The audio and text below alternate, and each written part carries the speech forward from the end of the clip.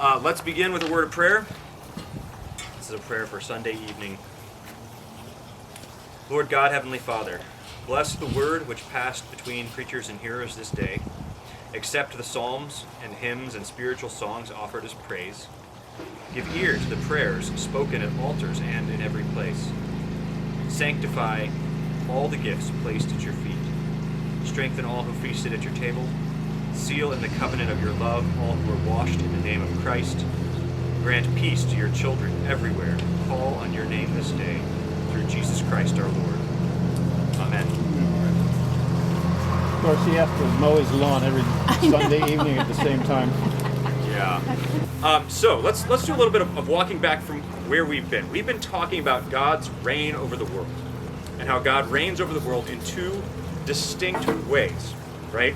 There's one way his reign directs us. I remember by reign we mean, making things happen, ruling, pushing, authoritatively dictating, right? All the stuff a king does to administrate his kingdom, God does over the world, and he does in two ways, specifically for two different ends. And the end of purposes. The purpose of reconciling sinners to himself. What realm or kingdom is that? Yeah, we could call it the heavenly kingdom.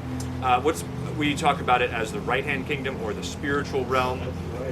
Yeah, there you go. So you could kind of use any. We're actually going to use a new one for it. We're going to call it Christ today. In a second. The other realm is the way God reigns over his creation, and it encompasses the entire cosmos. Specifically, though, we're talking about the way he reigns over humans, and this means we call it the temporal realm or the left-hand kingdom, and it embraces all of human life and culture. Now we identified, and so these are both God's reign. They both exist under his rule, and he directs our lives through each of them, and he gives us, and he blesses us through each of them in unique ways. But he's structured them differently. What's the chief institution in the right-hand spiritual kingdom? Church, right. Now, we're going to complicate that at some point in the future, because for Luther, the church actually was also part of the left-hand kingdom. You could ignore that until we get to it. First, to keep things simple, what are the institutions on the left-hand side of things? The temporal realm institutions that God has made. Government is one of them. We focused on these last week. Law enforcement. That's a wing of government. Yeah. So yes. Family. So marriage specifically, right? Marriage, and one more. Work. Right. These are the three tasks. And I kind of said institutions, but really, we learned to call these mandates. These are tasks God gave humans to do that are his ways of ruling in the world. He gave Adam and Eve, male and female, to be fruitful and multiply, and gave them marriage as the context in which to do that. And that is the way he creates more people. Right? That's the way he fills the world with life and with, ultimately with civilization. So that's the basic layout here. We got two realms. We keep it simple: church, and then labor, marriage, government. Right? Now, if you are a citizen of the spiritual kingdom, you are a Christian. Christians alone have membership or citizenship in the spiritual kingdom. Who has citizenship in the temporal kingdom? Everybody, all human beings, right? So the temporal realm works through God-given blessings that come from any and all religious neighbors or irreligious neighbors. It's all under God's realm. So the citizenship there is more broad. And then, so that structure, does anyone want to ask any questions about that structure we've been kind of talking about so far? Yes, Jim? Okay, we have marriage before the fall, we have work before the fall. Is government a result of the fall? That's an interesting question. I think you could go a couple different ways on that. In one regard, remember we specified that the family creates stuff, new babies. Labor creates stuff, that is culture, capital, life, food. Government doesn't create stuff, right? Bonhoeffer kind of winnowed this point out. He kind of delineated government has a distinct function, which is to preserve what is made. right? So government is not in and of itself creative; it's a preservative. Well, not really, not that kind of preservative, but that's its function. So I think you could make the case maybe that government, in our sense, is only introduced after sin, and there needs to be restraint, right? But you could also point to the have dominion over the fish of the air and the birds of the sea, that humankind ruling over the world, including, and this is not very PC, but it's part of the story, including the properly ordered relationship between husband and wife, right? That's all part of human dominion. That you could call that a kind of government too. So I don't know. You could kind of go either way. Is the theocracy that was in place a form of government? I think that's an important other detail. Maybe you would actually say, you have like pure undiluted theocracy prior to the fall. So no, government in the sense of being humans ruling themselves is really a post-fall situation. I don't know. I'd have to read more about it to really give you a definitive answer. Well, I think in Isaiah, where Isaiah specifically mentions that the government shall be upon his shoulders, would that be a transition back to Eden, where it would be a theocracy? Yeah, I mean, yeah, the new creation, when the two realms ultimately come together at the consummation of all things, that will be, yes, a blessed theocracy by Jesus, right? The left-hand realm will not disappear and go away. It will be, it and the right-hand kingdom will combine into one glorious reign of God. And in a way, yeah, that'd be interesting to develop those parallels. We have these two realms. We also have the other thing that I wanted you to keep in mind is the paradox of history. And the paradox of history, remember, a paradox is two equally true things that are in tension, a kind of tension. What is the paradox of human history? The paradox of the way God's been reigning the world through humans. And Habakkuk, I think it's Habakkuk. You know, I think he starts off saying, how long will the wicked rule? And he questions why God hasn't intervened. And then he prays, he gets an answer, and he says, oh my, please don't do all what you plan to do, because he finds out what God intends to do with the Syrians, or I forget which, and then he realizes it's, so the paradox is, what has God done, and what time frame does he do it in? At least I think that's one. There may be, there's probably others. Well, that would be a way of talking about kind of a different paradox about the human Christian expectation of God's act in history. The one that I'm fishing after is the one we talked about the first week, which is a little different. It has to do with two different things that are true about humankind. Dave, what are you gonna? Maybe not. I was gonna say already, but not yet. That's right. I think that's closer to his paradox. So the paradox that I'm putting here is one we talked about the first week. That is the story of fallen image bearers.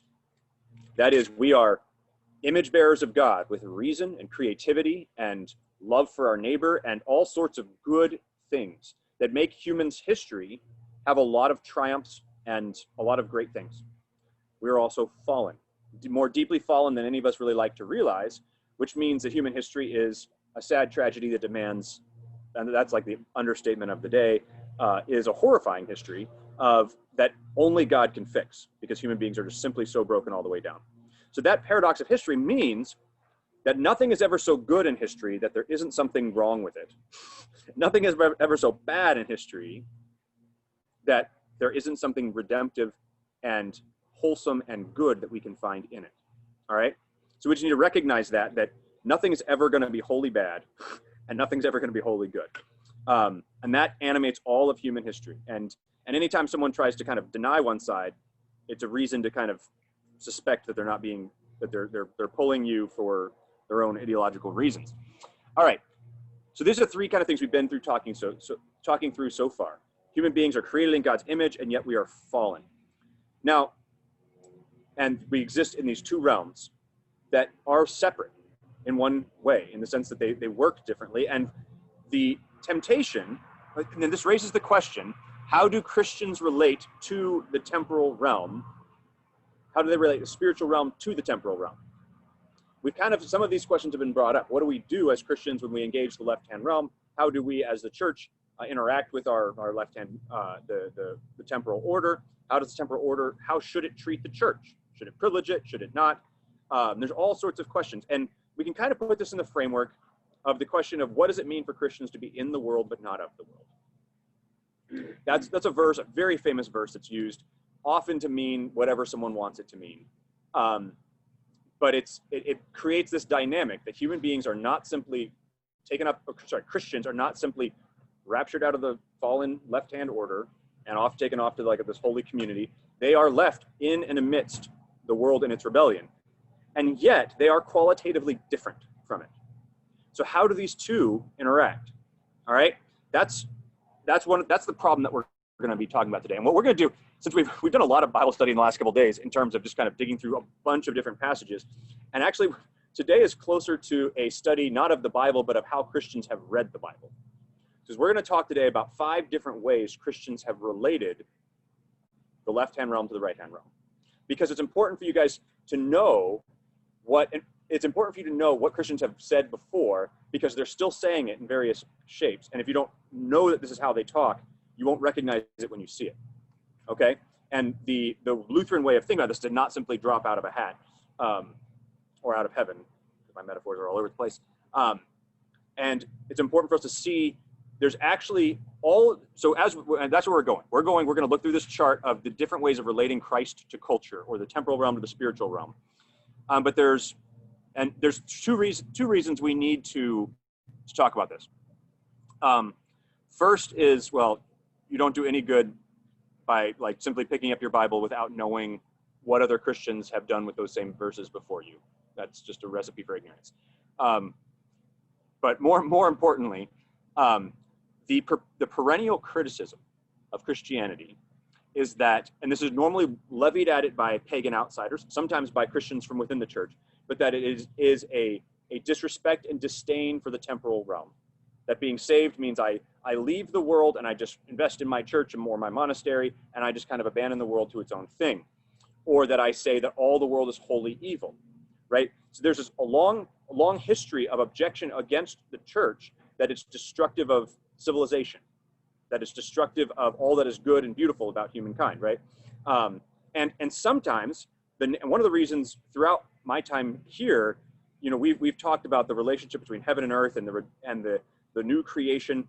One of the reasons for that is that there is in the Christian tradition an escapist narrative that thinks of salvation as me kind of being sucked off the earth into heaven, and you go sit on clouds and play harps, right? That kind of cartoonish idea of what salvation looks like, and which is just simply not biblical. What's biblical is that you die and you rest with Christ, and then you are raised in the body eventually and living on a new earth. And God comes down in the New Jerusalem to make his dwelling among men on the new earth. And the kings of the nations bring their riches to this New Jerusalem. So there's an endurance of human culture that's part of the Christian story. We talked about this the first week.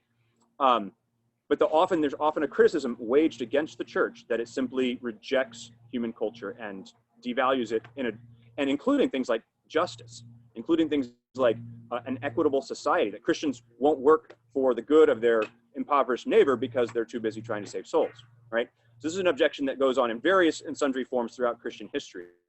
And part of our task today is kind of to see how different Christians have managed that tension. The other problem at hand is our current historical context, which is the death of Christendom. That is, we lived in a culture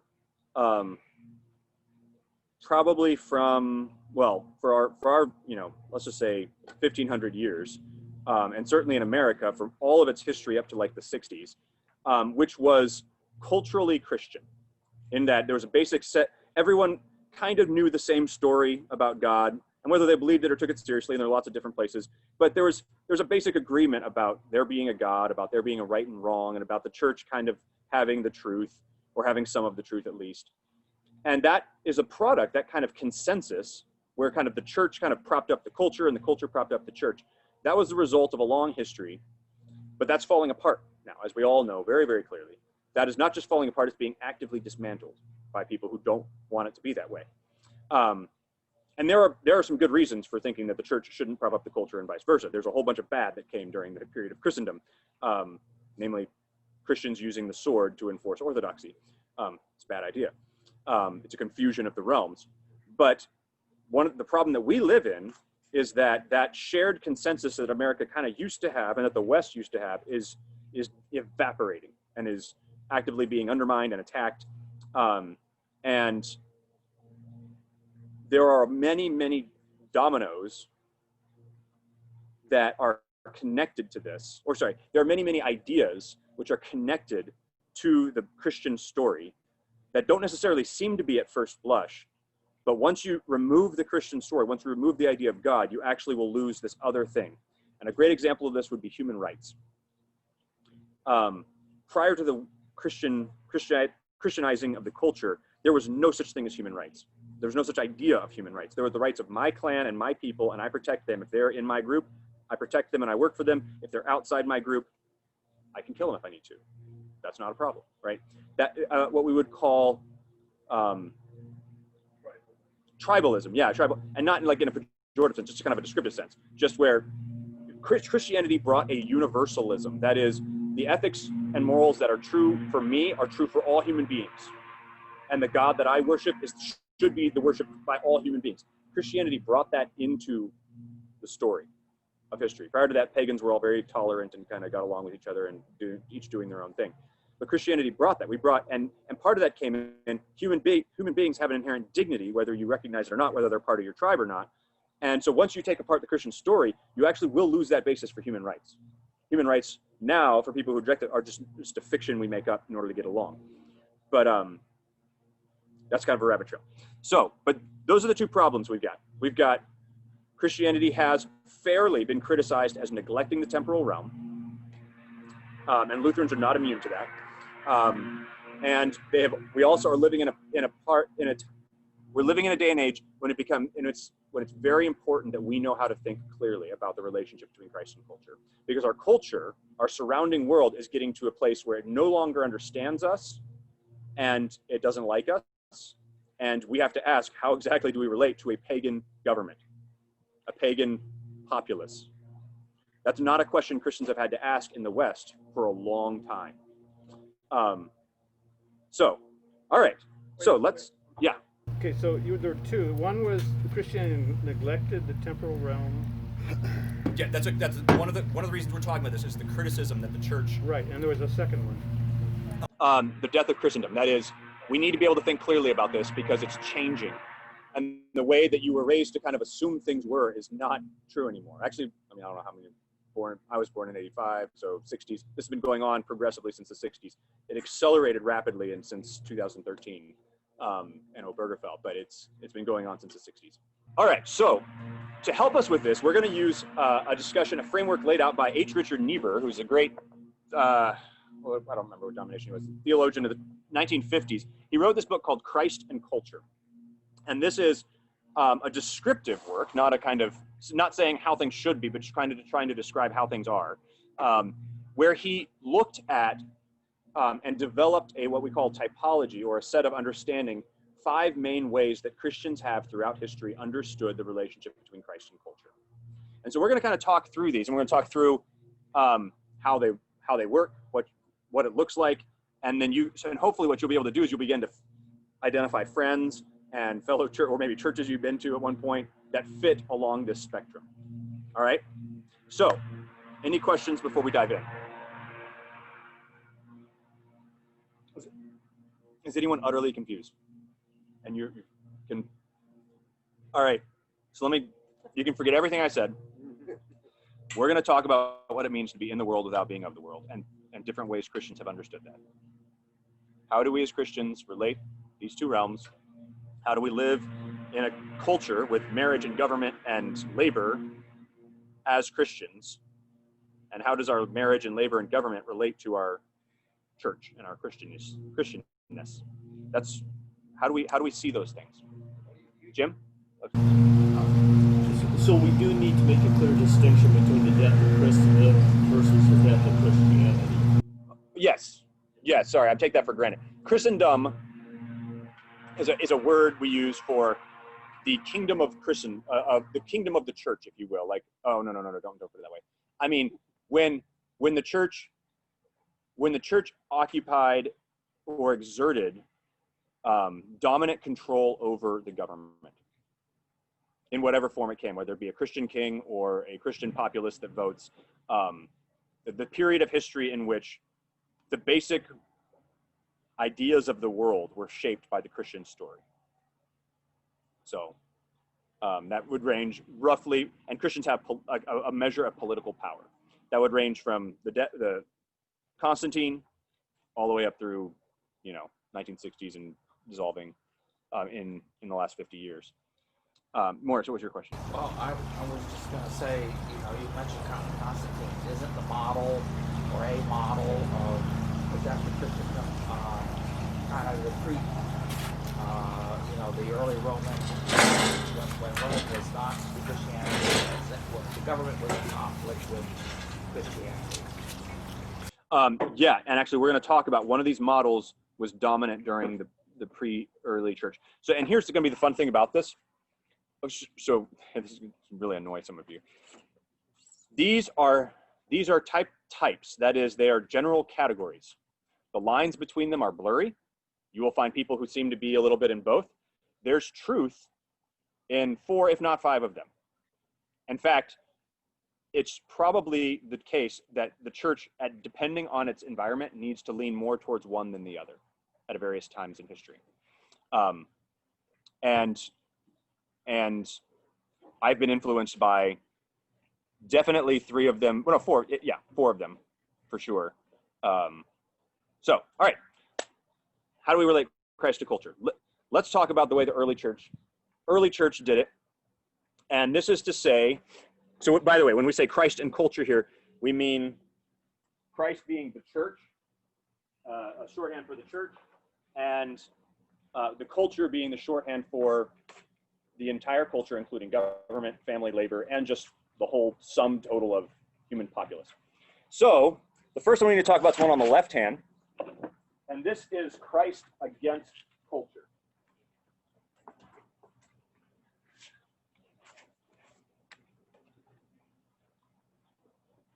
Okay, so this sees the church, your spiritual life, as essentially and irrevocably opposed to your culture. The two do not meet. The government is, if the government isn't out to get you, it's still in the thrall of demonic powers. And this goes all the way back as far as, well, it goes back to the early church, which was actively being persecuted. It was very clear that the pagan neighbors, because remember, most of the persecution in the ancient church didn't come from the government. It came from your pagan neighbors who didn't like the way you were corrupting their children, or that the church was corrupting their children, or offending the gods, right? Because back then they had a corporate sense of identity, so that if you brought your false god into our city, the god of our city will get angry, and so we need to get you out because you're bringing false gods and you're making our God angry, right? So we have this idea of like private religion. The ancient world didn't have that. So for Christ against culture, you have people who recognize very clearly that their identity as Christians puts them at odds with their surrounding culture. For these Christians, a dominant point of emphasis is going to be the Sermon on the Mount. The Sermon on the Mount, which calls you to a very radically other sort of life, right? Let's open to Matthew 5 real fast, just to kind of see what this looks like.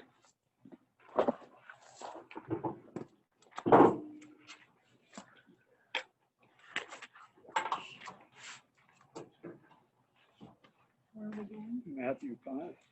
Matthew 5. This is the Sermon on the Mount. And I'm not going to read the whole thing, but Jesus pronounces the blessings, the Beatitudes, and then he compares, you are the salt of the earth. That is, you are different than the dirt around you. You are salt, they are dirt. Salt loses its flavor. That is, if you stop being different, how can it be made salty again? You're good for nothing. You're a light of the world, which is dark. You're a city on a hill. That is, you're shining out to all the other people, right?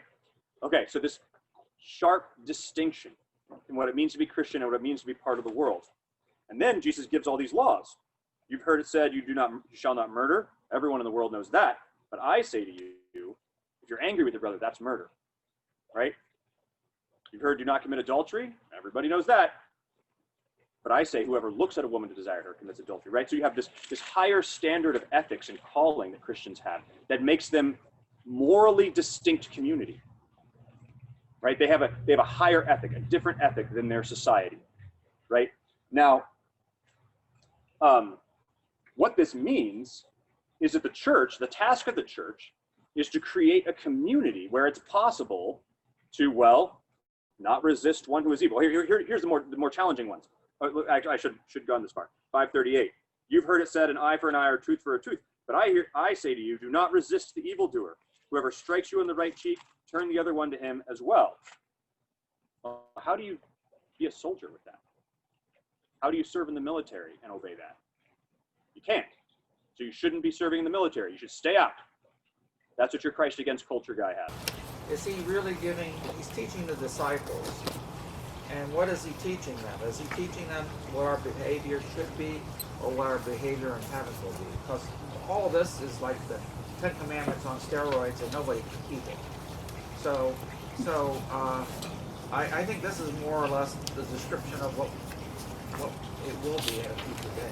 I think those two possibilities you gave are not mutually exclusive. And you're reading like a Lutheran. And the person who sits in this camp would say, and you're softening these commands. You're lessening Jesus' call to simply obey. That's what the person in this camp is going to say to you. So Jesus said, don't do it. So stop making excuses for your own failure and do it. And how do we do this? Well, we can't do it alone. We have to make sure the church creates a community where this is possible. A community where it's possible to be faithful to Jesus.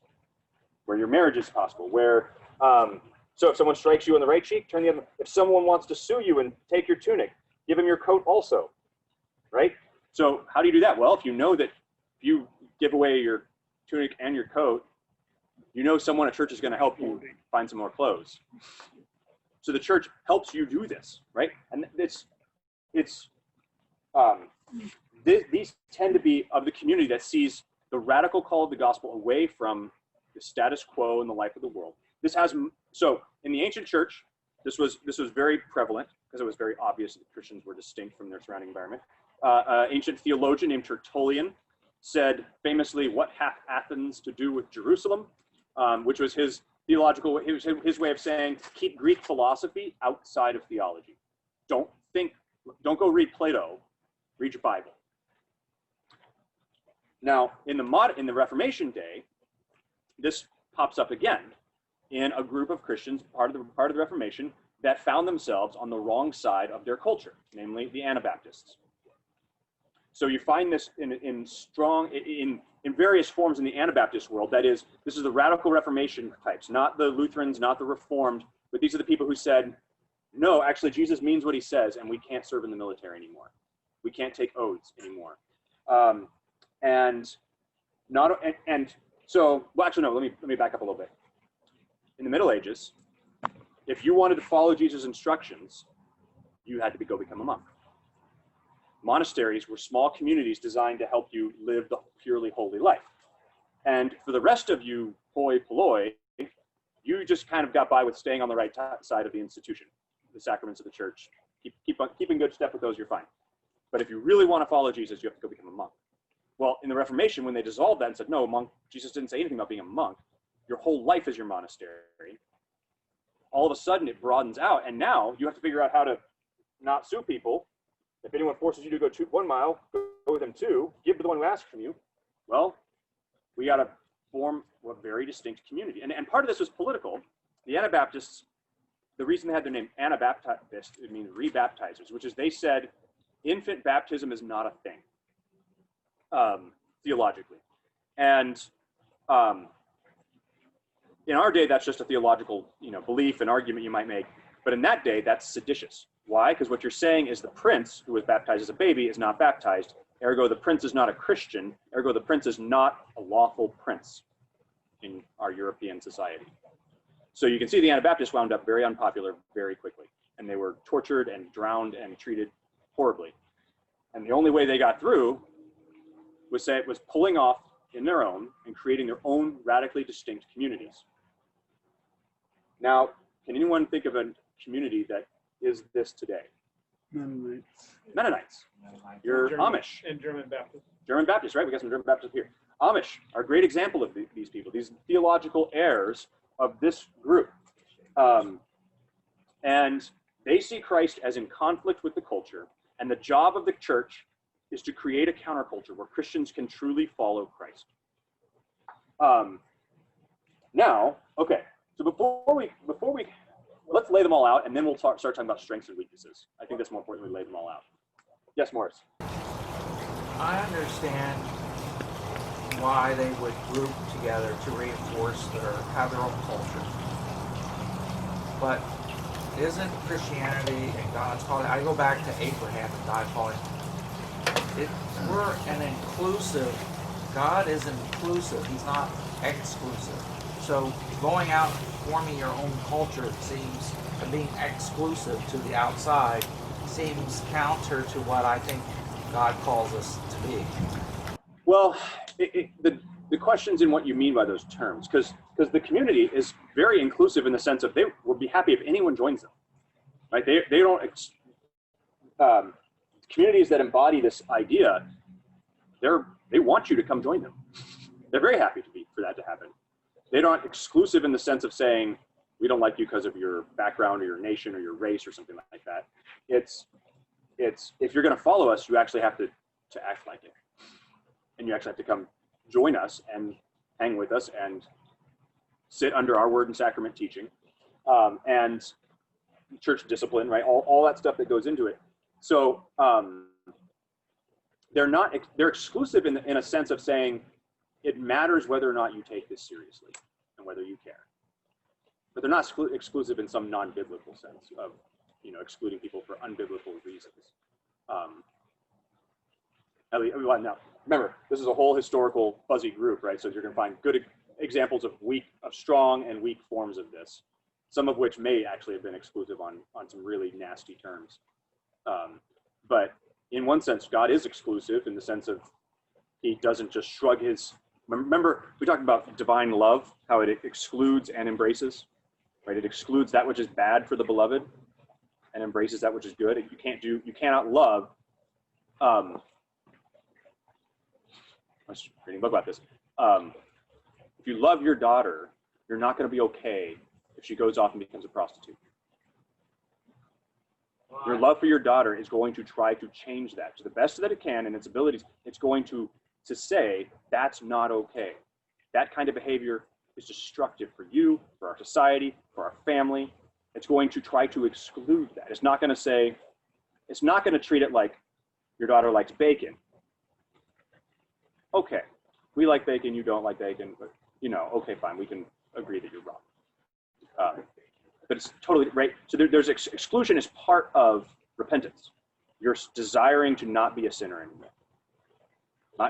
Not actually becoming a sinner, but you're desiring something. So we're just kind of learning about types right now. So a call for this. When does you think that this becomes a very appealing option or really important option? In impoverished times. In what times? In times where there's a lot of poverty. Okay, yeah. Mm-hmm. Persecution.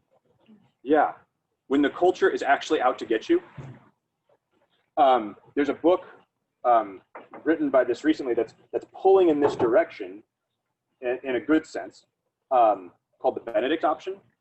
It's by a guy named Rod Dreher. He's an Orthodox Christian. He's a journalist. And his whole argument is that the church needs to, it needs to stop trying to be these guys and start creating a thick community so that the church can actually survive through what he calls the coming dark age. So if you haven't read Rod Dreher, you should. He's a good guy. But yeah, when the church is under actual assault, it becomes really important that it's distinct. All right, so let's get some more on the table so we can kind of see the comparisons. Okay, and we're going to go all the way over here. So these guys see culture as bad, or at least it's under the dark powers. It's under the control of the devil. Well, this group has a very positive group of idea of culture. This would be Christ of culture.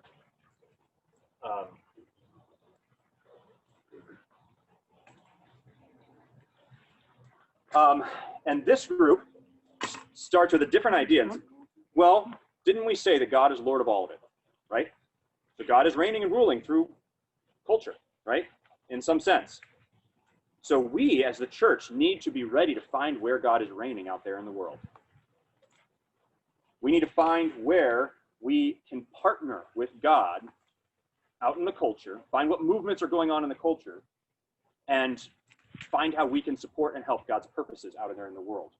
So this happens anytime the church kind of falls in love with its culture.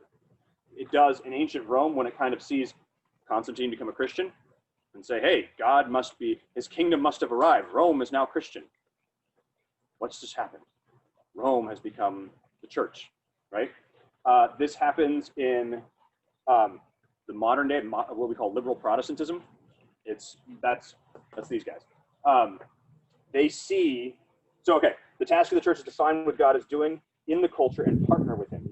For many in this type, that has to do with politics and working for justice, whether that be working for the poor, whether that be fighting racism, whether that be working for environmental stuff. It's often, not always, often tied to liberal politics. The conservative version is what you find in the megachurch. In the psychologically kind of, in the bad megachurches, the ones that kind of basically are peddling various forms of psychology, rebaked into as theology. They see psychology as a powerful tool of the culture for improving people's marriages and things like that. And they kind of work to repackage it and fit the gospel in its categories so they can teach in a compelling way that helps people's marriages, right? Because psychology is good at that. So they have whereas this one has a negative view of culture. This is a very, very positive view of culture. Let's go to 1 Corinthians 9:19. And this is not like one proof text they chose. It just kind of represents the ethos or the way of thinking that this camp will lean on.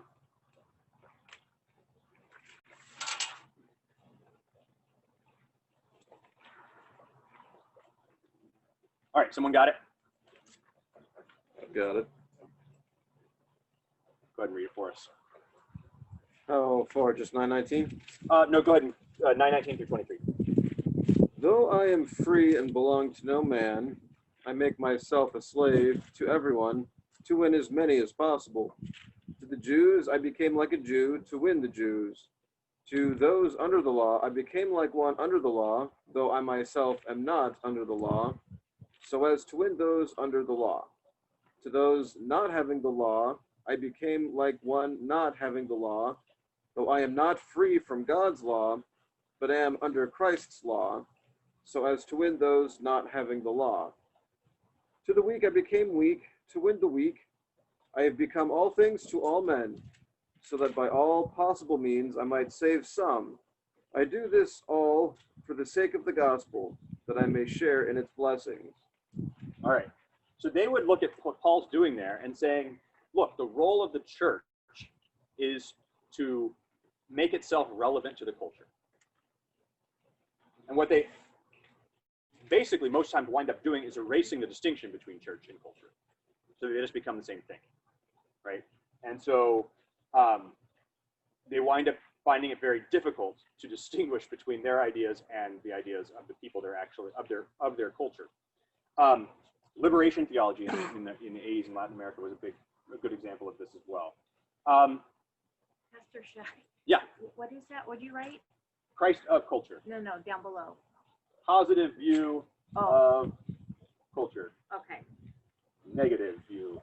Sorry, you have it on your sheet there, so I wasn't really sure what exactly I'm writing up here. I just don't trust myself to talk through this. So, all right. Does this sound familiar to anyone? I kind of already named a modern example, but does this sound familiar to you? Have you heard people talk like this?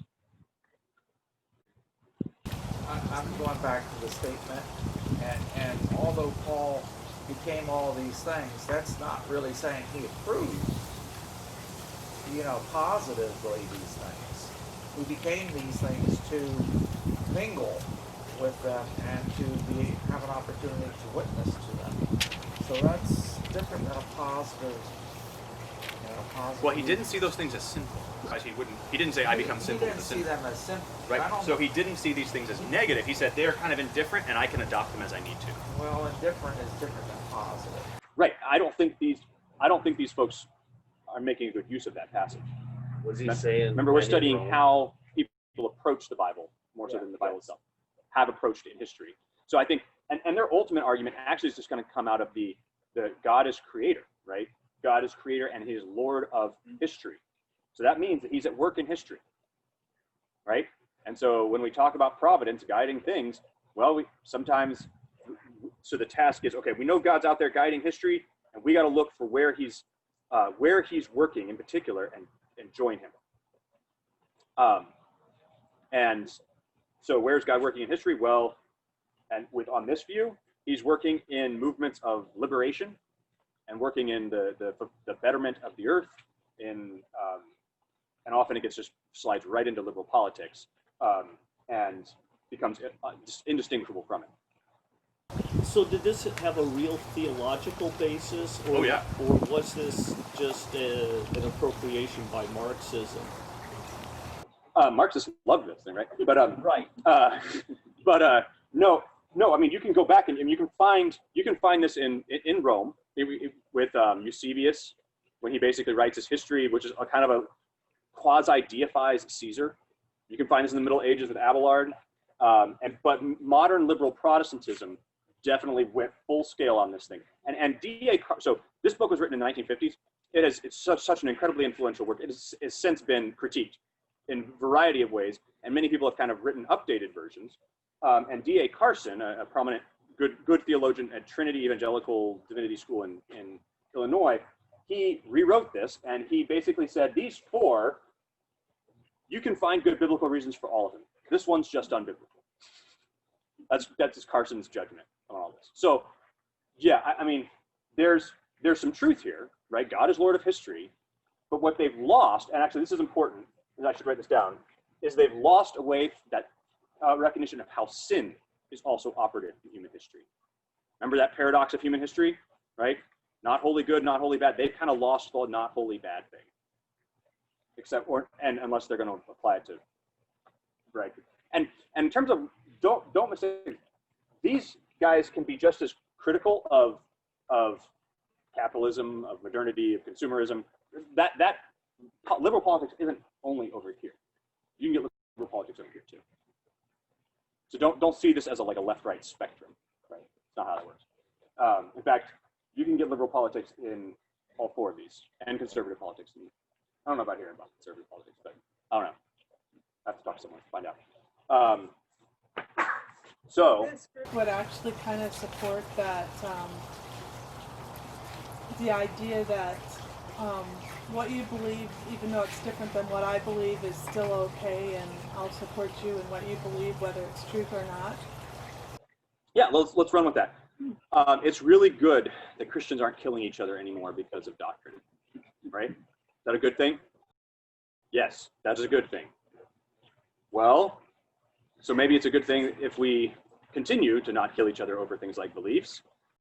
And let's follow that train and try to be more inclusive and more tolerant of each other's beliefs, right?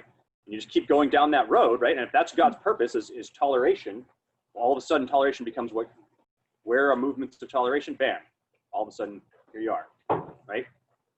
So you can just take that logic and ride it, and you're in a place where that becomes, where you really get into a post-truth situation where we no longer even have a basis for having discussions about doctrine.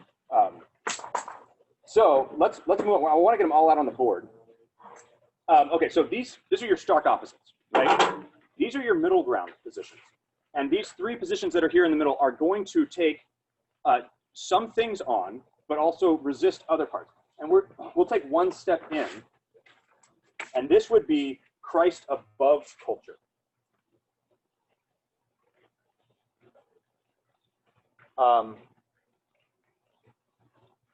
And this sees Christ as the ultimate basis of all that is good in culture. These are both kind of looking for the good in culture.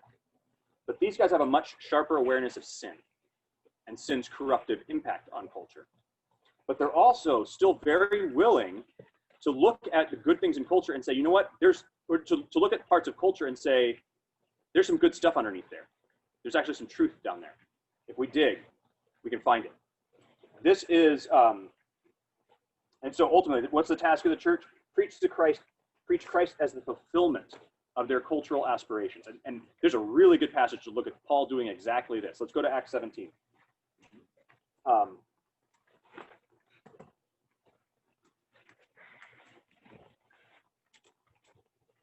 Acts 17, 26 to 31. Actually, you know what, here, I'm going to go back up a little bit. So Paul he's in Athens. He sees lots of idols. He's really upset by them. They drag him up to the Areopagus because he's preaching in the marketplace. In verse 22, he says, "Men of Athens, I see you are very religious in all respects." Is that a good thing? Paul's speech here, it is. And he's going to build on that good thing. Yours? Okay. Whereas I went around, I closely observed your objects of worship, and I even found an altar with the inscription, "To an unknown God." Therefore, what you worship without knowing it, this I proclaim to you. That's a really interesting move. Can you imagine an Old Testament, Isaiah coming off of like his harangue ridiculing idols as like not being able to move and not being able to talk, and you talk to the thing that can't talk back, and then Isaiah being like, but guess what? What you're really longing for here, I can tell you about the real one, right? It's a totally different approach to idolatry. A totally different approach. And Paul's no fan of idolatry, but he takes an element of their culture, their recognition they don't know all there is to know about God, and says, guess what? I can work with that. The God who made the world and everything in it, the Lord of heaven and earth, again, he's building on common ground here. They all agree there is such a thing. He does not live in temples made by human hands, nor is he served by human hands, because he himself gives life and breath to everything and everyone. All right, and then he goes on, he kind of re-narrates some of the biblical narrative, but he never cites the Bible. He never directly quotes the Bible. He's talking to a bunch of Greek philosophers, and he knows that won't work. So, and then this gets real fun. Verse 28. Oh wait, did I go too far? For in him, in God, we live and move about and exist, as even some of your own poets have said, for we too are his offspring. Since we are God's offspring, we should not think that the deity is like gold or silver or stone, an image made by human skill or imagination. What has Paul done in this argument? He's trying. God. He's done what? I'm not sure if humanize is the right word, but he's humanized God. He's made God a living being. Yeah. In his argument, though, like He's trying to connect with them on their own terms. He's taking pagan ideas. He's taking pagan authors, he's taking pagan statues and saying, guess what? There's something good here and I can build on it. So this is the impulse of these guys. Now, is Paul aware of human sin? Absolutely. And these guys are too. They are like the Christ of culture folks, they have a much, these poor sense of sin, these have a very strong sense of sin over here, the Christ against culture, right? Sin corrupts everything, so you can't even take an oath in court. These guys have a stronger sense of sin as well. Sin corrupts culture, but at the roots of many cultural ideas, we can find truth. And they're working from the same recognition. God's Lord over history, right? So the truth of God, the truth of the world is still down there. So who do you think falls in this category? You're not allowed to cheat.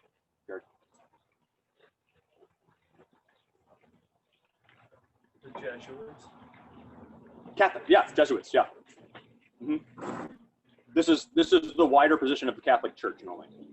Thomas Aquinas, C.S. Lewis, J.R. Tolkien, right in here.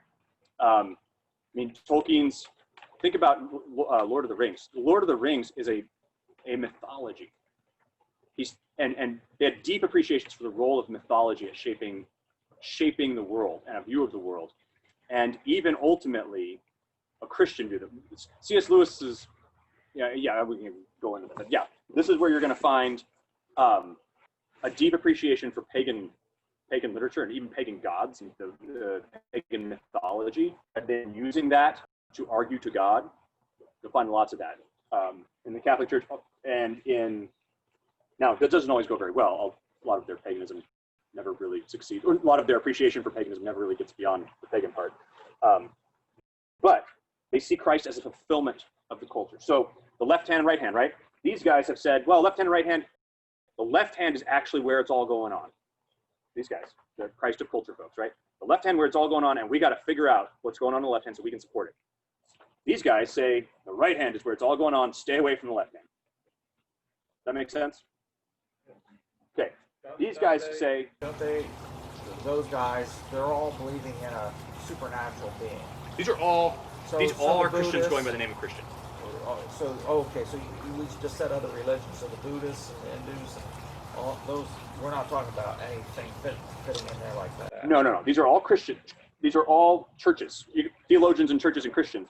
And the difference is these guys are going to look at other religions far more positively as carrying vestiges of the truth. And they're going to try to work really hard to build on that truth back to the truth of God. Paul is looking at the Greeks who believed in an entirely, mythology. So that's the reason why I thought you might include other religions in this. Well, just look at this. Look at verse 28. And you see, and you can, and to get the sense of what Paul's doing here and how dicey it is, how risky it is. For we too are his offspring. That's written by the poet Aratus, who's a Greek poet. For Aratus, and for the Greek community that reads this text, and for the philosophers, what is the reference of his?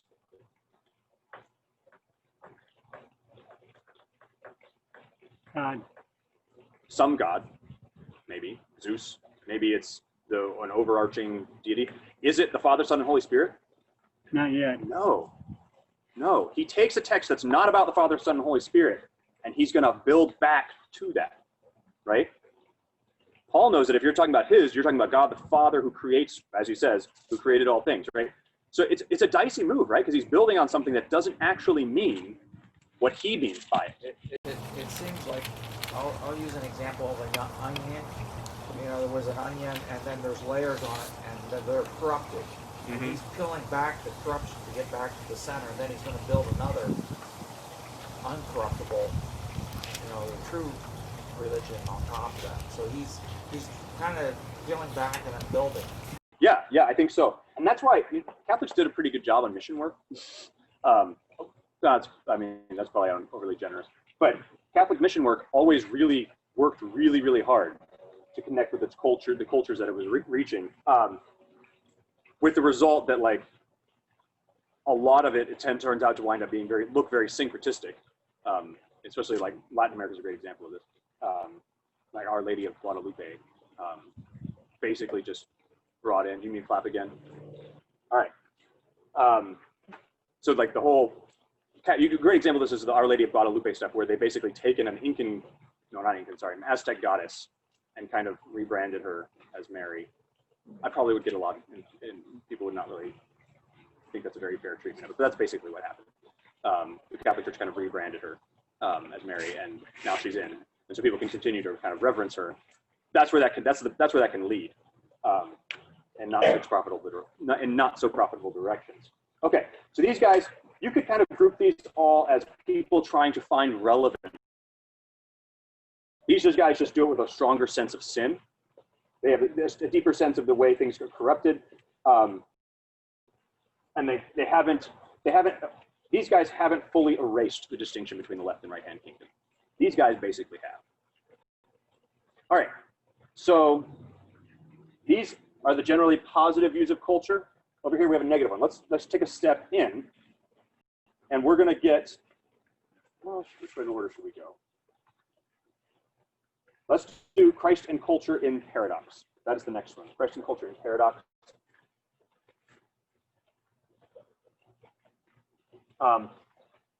Someone's also said you could call this Christ alongside culture. I don't like that, but paradox is, I think, better.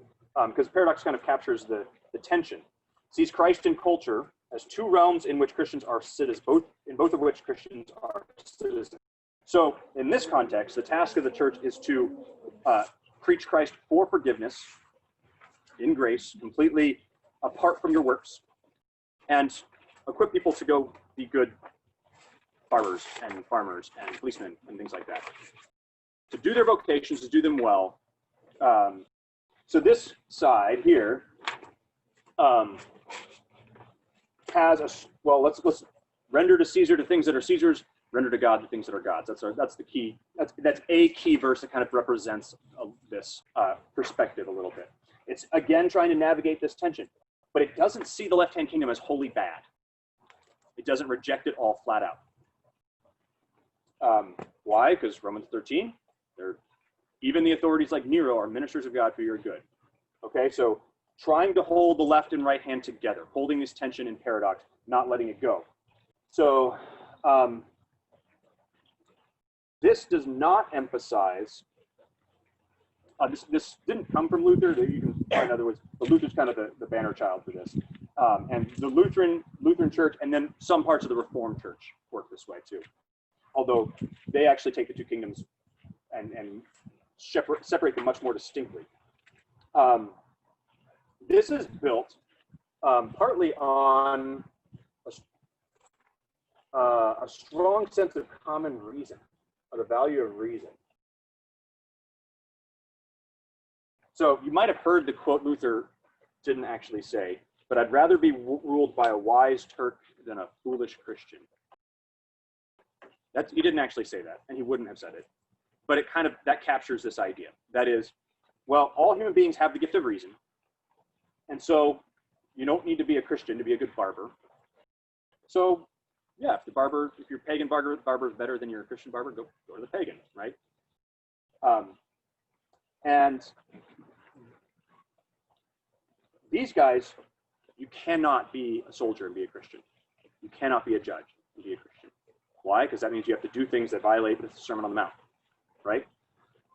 But in this, you can render the things that are God's and then render the things that are Caesar's. So if that means being a hangman, you can do that because that's what Caesar commands, right? So this tends to be more pessimistic about culture overall, in the sense that they don't think culture can be Christianized. They don't think the culture, the left-hand kingdom, can be morphed into the church, or even morphed into like a Christian society. And this tends to arise in a situation like in a Christendom situation. This tends to arise, this kind of view where there's like a strong sense of reason, but also a kind of pessimism about everyone's got reason and we can get along using it, but there's also a kind of pessimism about whether it can become Christianized. It's kind of because, well, we already share a lot in common, hence reason, but they won't get their act fully together. But we gotta be involved somehow. So it's as we say, the paradox. It's holding in tension these two ideas. So let's move to the middle one. This is the one that should sound most familiar living in America, and that is Christ transforming culture.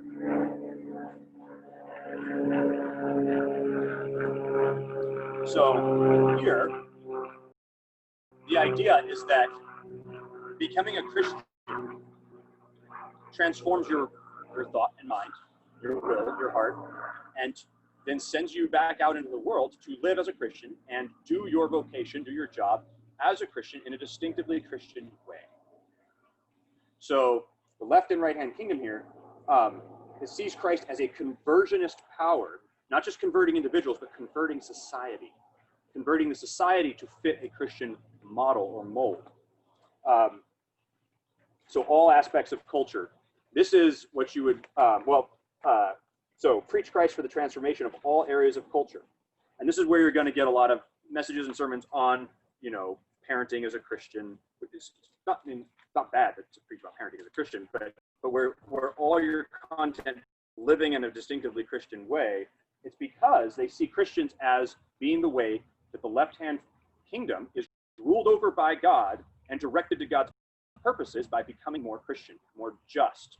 You can get politically conservative and liberal views in here too. Abraham Kuyper is the big hoo-ha here for modern theology. And he was a good old-fashioned European socialist. But he saw the role of the church as transforming society to be more just and equitable. And so you can also get this in Augustine with the City of God and Calvin. But you'll see it's very strong in the evangelical world in America. The idea of the moral majority is founded with this as its vision, right? Any language about taking back the nation, it's all, the job of the church is to transform the culture, and our job is to help make that happen. So this has a strong sense of, has a very strong sense of sin, strong sense of the gospel, and has a strong sense of the gospel to norm the lives of Christians so that they live in distinct ways. Now, what's the difference between these two?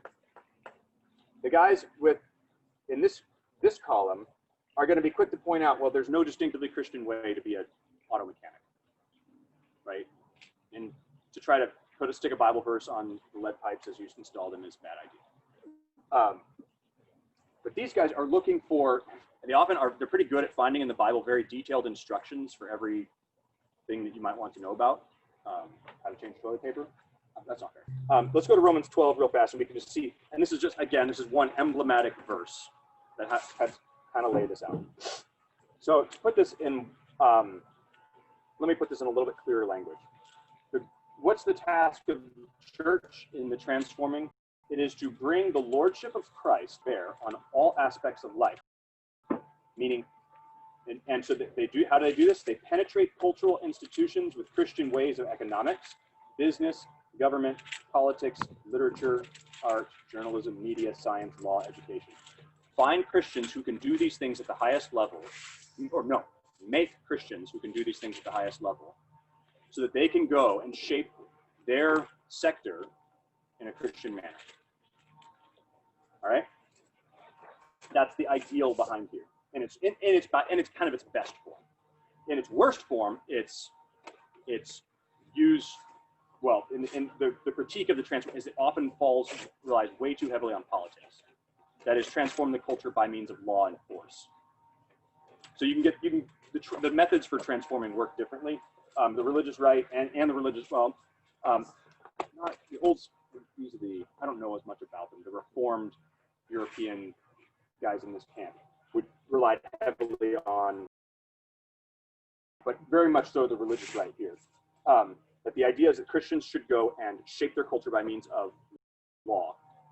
And that's one of the weaknesses of this, is that instead of whereas for the folks who in Paradox camp, they'd say people will act more justly when they know their right relationship to God and they hear God's law and gospel. And these guys would say, well, yeah, but you need to go a little farther. You need to teach them what exactly it means for the law to shape the way they do their job. And when they do it, and when they do it to the best of their ability, then they'll shape society. And we should also work to make sure that people aren't doing it the wrong way and punish people for being bad, for breaking God's law, right? So both of these are roughly Christendom models.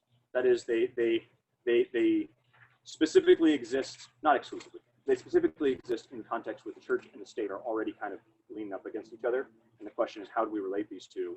One has a much more, transformative vision than the other. Modern guys, Francis Schaeffer. Anyone read Francis Schaeffer? Chuck Colson, he's in this category. All right. So, and this is by far and away the dominant view in America. All right. So, why are we going through all this? Hopefully, this has helped you kind of see at least in a framework what you've heard as you kind of hear from fellow Christians on Facebook or fellow Christians in the media or politics or movies. And as Lutherans, we fall into this category. But the truth is that at different times we've leaned more this way, and sometimes we've leaned more this way. And that has a lot to do with the historical context of where we are. And while I personally, I have sympathy for these guys, I don't have much hope for this project overall. This one I think has been wholly taken over by the powers of the world. And this one's fun, but ultimately not, ultimately just doesn't get the job done. And it winds up ultimately syncretizing. But as Lutheran Christians, this is where we try to hold this tension in mind. So let's talk about, any questions? Well, Yeah. in early America, revolutionary times, were we kind of in the? Do you think we were there? I thought maybe very one more left. No, Puritans. Well, in some sense, no. I'm talking about like Thomas Jefferson and the concept. You know, they're not necessarily writing Christian right into the Constitution, but they respected we the people, and they write things. They respected religion. They respected the Bible, Christ, but they're not going out preaching. And some of them, many of them weren't necessarily Christians, but they had respect for the religion. So I thought it was, you were saying transforming in the middle, but I thought it was maybe one over to the left. Well, when you bring up the founding fathers or any kind of large group of people, you have to be, and you start asking questions like that, you got to kind of get more specific, right? Well, I just tried to list the government. What I think you're trying to say the government versus and our interaction with the government. I was just using that as an example. Well, so let's go back to the Pilgrims, because this gives us a concrete and specific enough group to talk about, and a very influential one for American history. We're often taught that Pilgrims came here seeking religious freedom. It's not actually the case. They had religious freedom in Holland. But what they had in Holland was a society that had a lot of religious freedom for a whole bunch of different people. And they wanted not just the freedom to do their own thing, but the freedom to make laws and make a society that was shaped around their view of the Christian faith. And so they left so they could create a city on a hill. So in one sense, they see themselves, they left England because they were being suppressed by the Anglican Church. And they went to Holland where they had the power, they had the freedom to do their thing, but because they couldn't legislate it and they couldn't enforce it, they went to a place where they could build a Christian society and punish heretics by force and do some good things, but also conflate these two kingdoms, where they took, one of the mayors got punished, got fined for kissing his wife on his doorstep because of public indecency. So kind of where a certain sensibility about morality, about proper display of affection becomes the law of the land, and the law, God's law. There's corruption, though. I mean, they're in an area where anything went, any religion went. In Holland? In Holland. Oh, yeah. And they wanted, you're saying they wanted their own laws, and maybe I haven't studied it as much as you, but I perceived it was to get away from the corruption also. Yeah, that's part of it.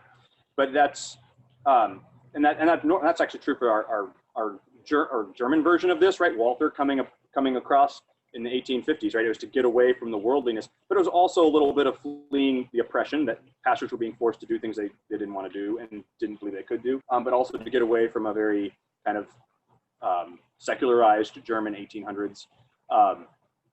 And though the difference, though, is that the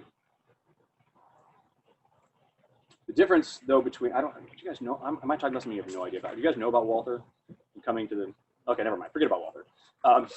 I'm talking like I'm in Missouri or something. They teach us, we can talk about this. So the thing about the Puritans is that it was bigger than just, yes, certainly being around worldly people, but it was also the ability to create a counterculture, right? But they did it by actually creating the full thing themselves. Whereas these guys don't necessarily tend to physically lead. They can, but they use strong church discipline, strong liturgy, strong preaching and teaching to create a very distinct group. Whereas these guys, they actually try to get into positions of power and use those positions of power to shape the culture. Doesn't one grow out from the other? Oh yeah, these lines are all blurry. Because if you say you want to get away from the corruption, and you flee to a country and then you're isolated, it's natural to make laws that are in agreement with your beliefs, which forces them to the left. So it's it's not black and white. They're kind of mushy. You know, they're moving from one to the other because they have the freedom to make their own laws. Right, and they came here specifically seeking that particular freedom, not just the freedom to be tolerant. Or they become a part of it. They become a part of it. Part of it. That they're trying to go away from. So let's put this back in the two kingdom conversation, because this is all a tool to help us understand the different ways Christians have related these kingdoms to one another. These folks see the left-hand kingdom as a valid tool for enforcing, for creating more engagement in church. So privileging the Christian. So and Luther was in many regards not in transforming culture, but like Luther thought the state should limit the speech of non-Christian and unorthodox speakers. The role of the left-hand kingdom was to make sure that good doctrine was being preached, right? Nowadays, well, in America, that's like way off, not okay. But that's closer to this. That is, right teaching, you have the right to believe whatever you want, but you don't have the right to say it in Luther's Christian world, in Luther's context. Or he didn't think you should have the right to say it. And actually, no, you didn't have the right to say it, because your prince, if you said against your prince would kick you out. So the walls here are porous, right? And there's different sides of this. But as we go forward and we go through talking through where are we and what are we doing, it's important for us to recognize, well, it's important to just kind of know the lay of the land and be able to say the tension we're trying to uphold, and to be able to learn from these other groups. One of the guys over here, Stanley Hauerwas, they read a lot of Hauerwas at seminary. I think we're moving in a direction. Here's the danger that this guy brings. This can make cultural Christians who do their churchy thing on Sunday and then go do whatever they want the rest of the week, and then eventually stop even coming on Sunday. People who don't look distinct at all from the world around them, but they're okay because they believe in Jesus and they go to church. And people who will say, well, no, politics and the church stay way apart. They don't get together. This can lead to what we call quietism. That's one of the weaknesses of this guy right here. What we call quietism. 1930s, Germany, we talked about this last week, I think. The German church just kind of rolled over as Hitler rose to power and did his thing. And the church said, well, it's left-hand realm, we need to keep our hands off that. And you have people like Bonhoeffer, people like Zasa and others trying to get the church to stand up against it. But there's this, nope, that's two realms.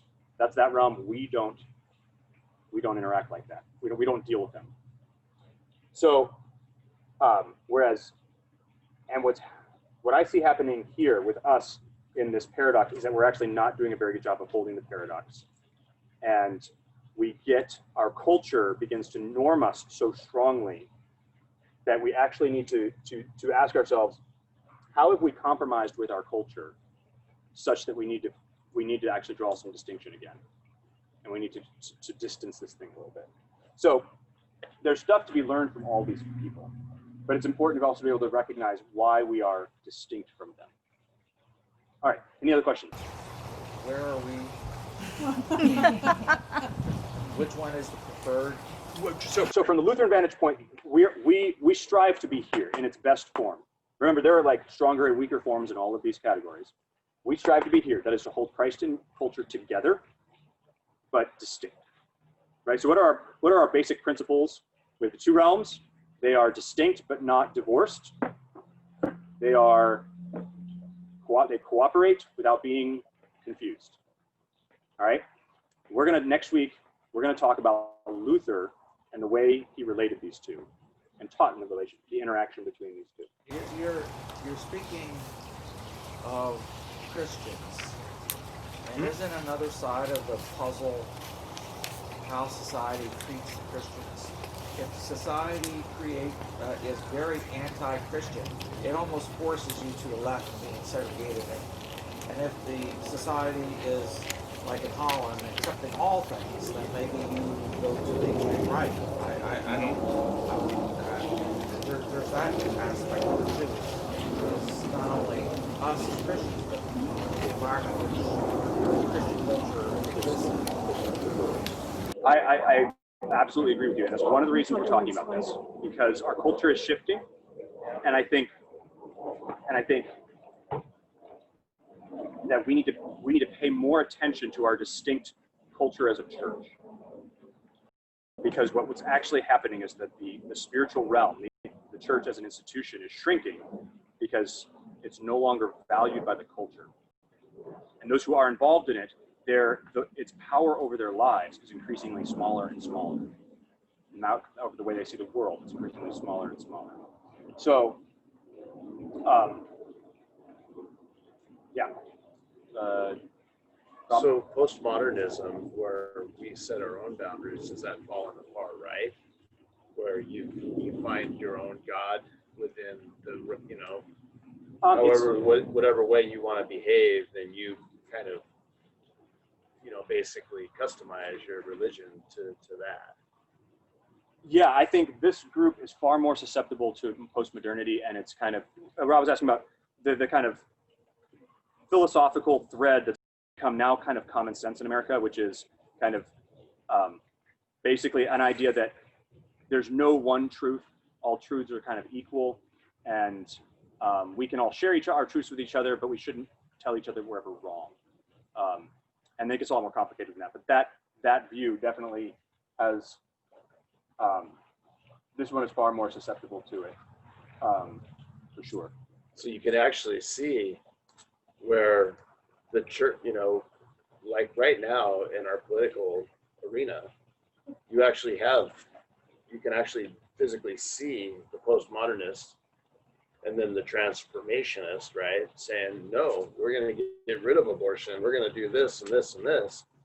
Whereas the other people are like, well, we can't have any kind of limits. But ultimately, what it appears is that,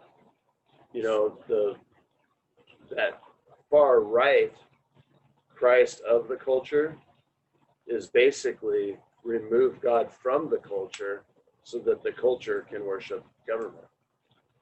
Yeah, well, so this is why I think Carson kind of comes after these guys, because ultimately, they've erased the distinction between Christ and culture. And when you've erased that distinction, well, what's the most powerful force over your daily experience, your culture or Christ? Well, if you don't have a clear sense of how Christ is doing that, your culture takes over. In fact, your culture, how often are you with your culture?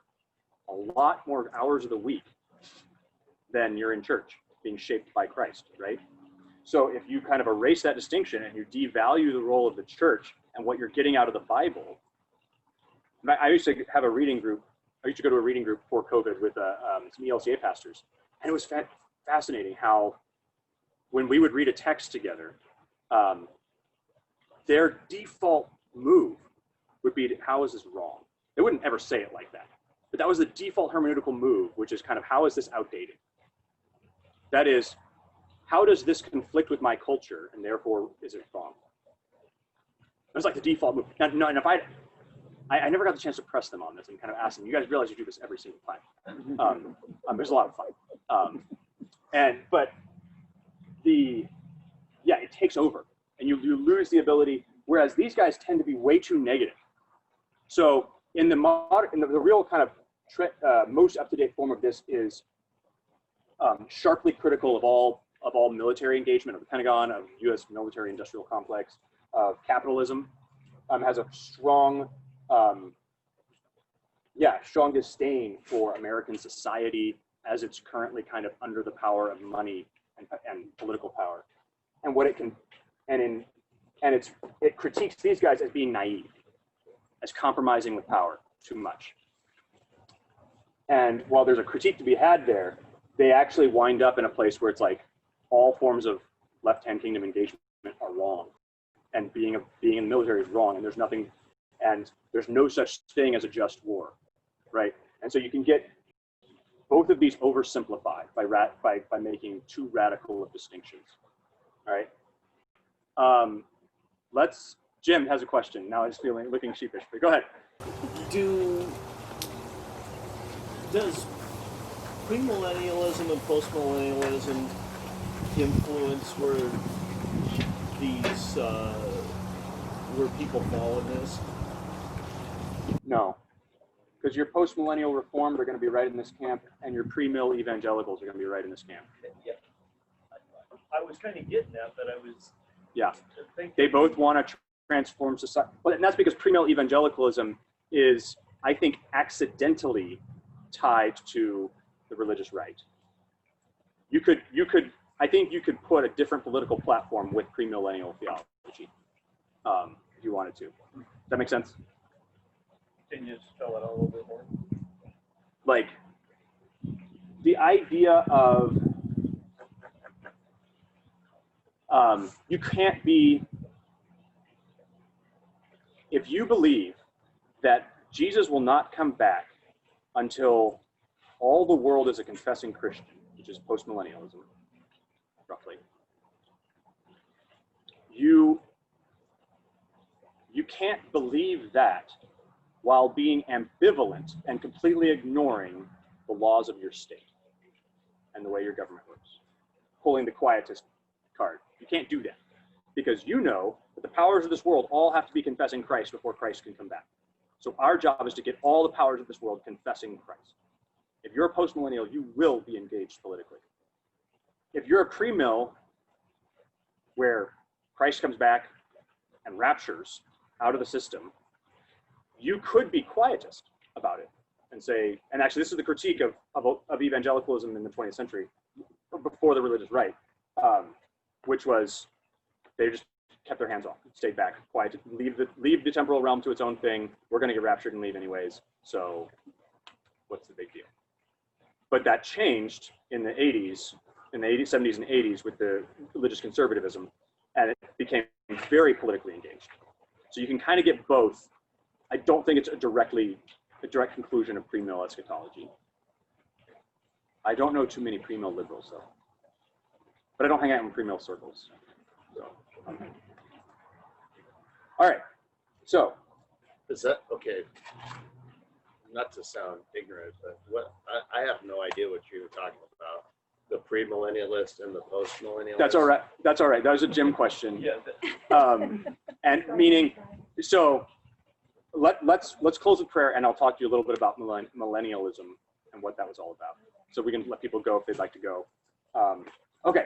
So this is a map for you to navigate your world in the current conversations. So you can just, at least when you hear something being said, you can ask, how are they relating Christ to culture? How are they telling me I should be seeing the world? And hopefully by placing it, you can then begin to assess it, because all of these guys have their Bible verses they're going to point you to. These guys kind of. But yeah, so this is a tool. This is a study of how Christians have read the Bible. All right, so let's close with prayer. And then we'll take any other further questions and we'll talk about millennialism. All right. Father in heaven, we thank you for this time to gather and to talk about the ways that the culture and church have been related through history, because we live in a very confusing and changing time. And we pray that you help us to be faithful, to live in both your kingdoms as your people, and to navigate them and relate them rightly, neither abandoning them or divorcing them, but holding them together and faithfully confessing Christ and faithfully loving our neighbors. We pray, Lord Jesus, that you carry us forth from here to go and carry that love to our spouses or neighbors or roommates, and to live throughout this week confessing your name. And so we pray in his name. Amen. Amen.